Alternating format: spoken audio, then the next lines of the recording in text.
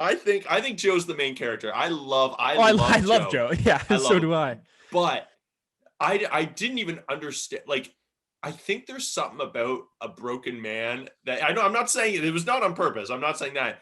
But there is something about a broken man by the water, just the way he fell in too. I thought, like, is someone there to like make sure that he wants to get up, like, or is he just surrendering himself to the waves? But he falls in the water, and I think Serena P was maybe like, well, I can fix him. That's every girl in the world being like, maybe I could fix him. Seems like she kind of does. So I know he dated Kendall for 2 years, is what he said. Do we know how long the gap was between their breakup and him on the show now? I think it's been.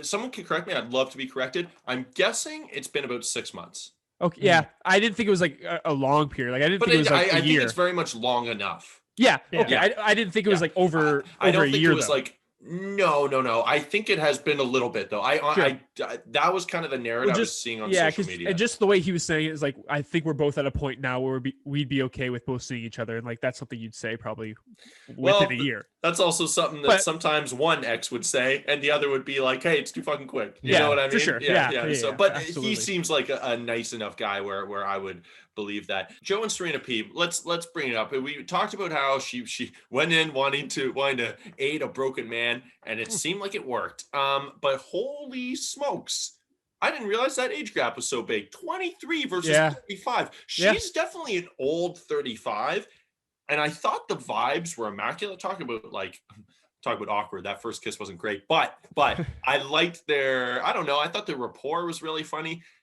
but that's a big age gap.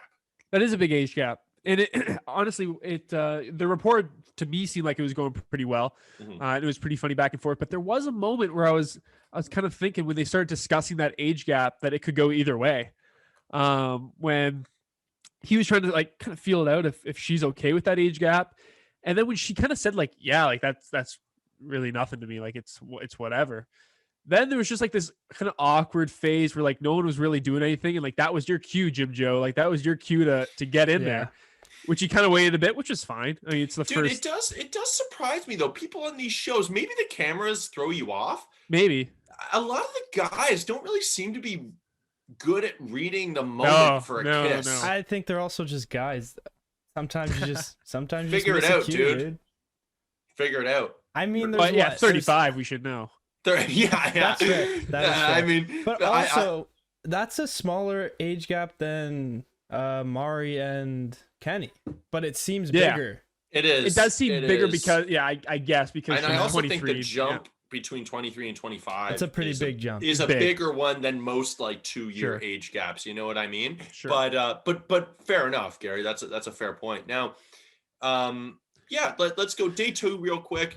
I just wrote down, I do love now how little Spade cares. He comes in, he has no idea what happens. He's getting the rundown from Wells.